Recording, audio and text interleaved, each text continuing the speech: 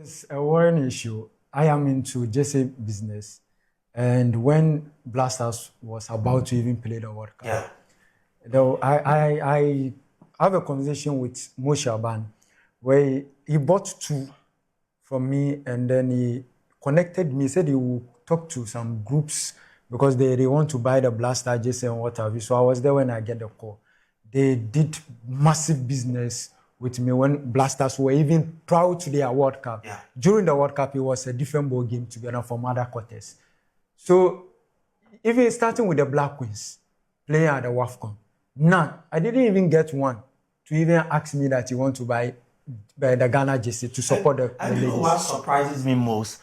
Most sports presenters who are ladies even refuse to wear the jerseys. It's sad how we even bring ourselves to the doorstep of the queens, the princesses. It's a worrying issue. Last time I was having this conversation with Kole, and I will just paint the scenario, you understand me. When Blasters was at the 2026 World Cup, we've seen great personalities. Yes. Great personalities. Some people are even destiny-changing people. Yes. They appear at the World Cup, not just appear at the World Cup, but at the camp of the Blasters. They make huge promises to this Blasters team if they are able to go far in the competition. But when the Queens were at the WAFCON, we did not see even one of them. Talking about even the princesses. Our vice president, she's a lady. She was at the Mundial 2026 World Cup. But when the ladies are at the WAFCON, we do not see her. There are a lot of things that you contribute. Even the parliament, they were talking about Blasters. But when the Queens, I don't know even they are aware of the Queens playing at the WAFCON. And that even we talking have about even parliamentarians who are also ladies in yes. parliament. And it's sad. We need to even start creating the vibe. Yeah. If we fail to create a vibe, no one will try to create a vibe. We need to trigger something for something to happen. And when Blasters are playing, you could understand the enthusiasm, the vibe outside, the communication, the atmosphere outside. It is a different ball game together. You see cars, truckers, taxis, getting the Ghana flag, everyone wearing the Blaster. There was a day, it is like a national assignment. Everyone was wearing the Blaster JC. When you move out, you could understand.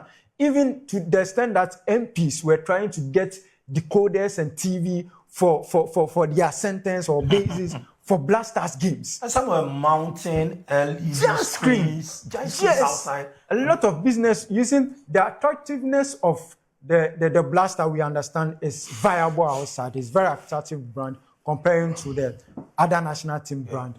But we need to do something. And I was telling Coletta, look, the Blaster brand has fallen flat to the extent that if no one should associate himself to the Blaster will not even get the kind of sponsorship that they had before the World Cup.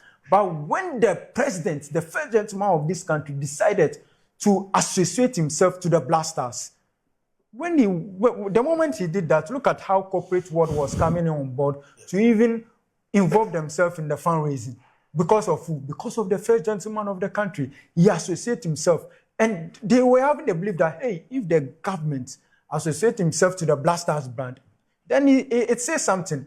It is a massive something that we need to involve ourselves in the fundraising.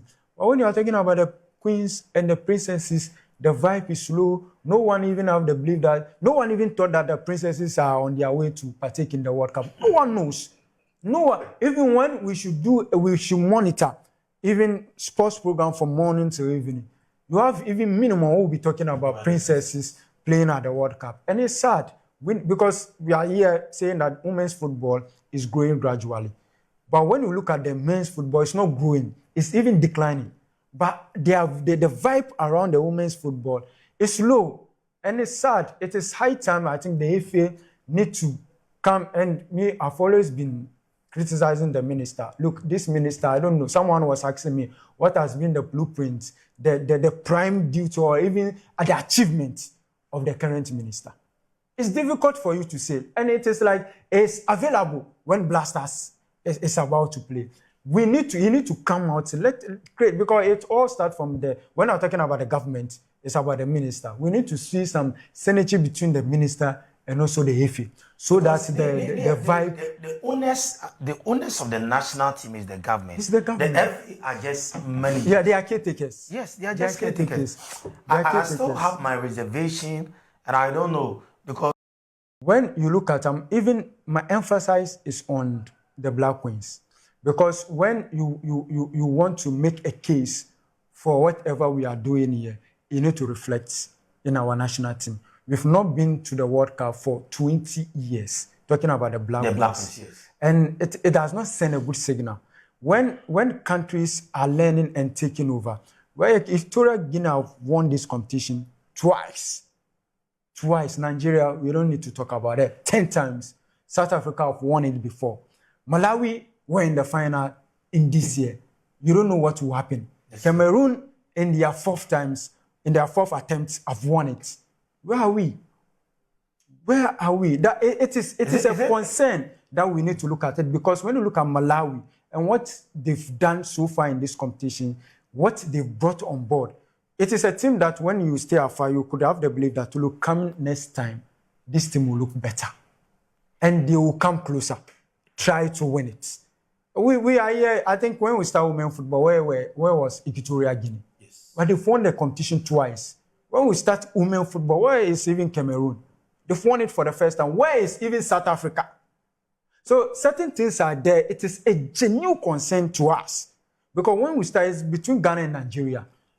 Rahman, the point that you raised, Mama, I'll come to you, but the point that you raised, I think that it's a genuine point that we need to look at it. But don't you also think that these countries have really invested? The government have taken it over themselves that we have to invest in women's football. That is why they are getting that results. Yeah, you need to invest, because anything, if you want to get a better of what you are doing, it boils down to investment. When you fail to invest, you will not get anything.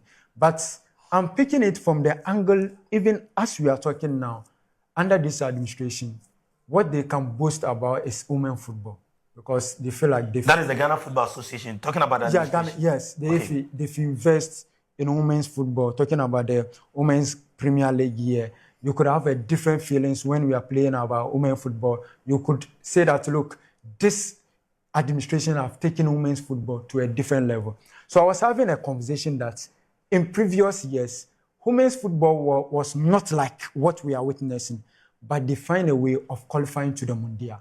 Now we are having the belief that women's football have rise to a certain standard. We are not qualifying to the World Cup. So it's I don't know where we are getting it wrong, but again, we need to look at it holistically and have a proper analysis on that. If we have the belief that, look, we are doing it right, you need to reflect in the national team.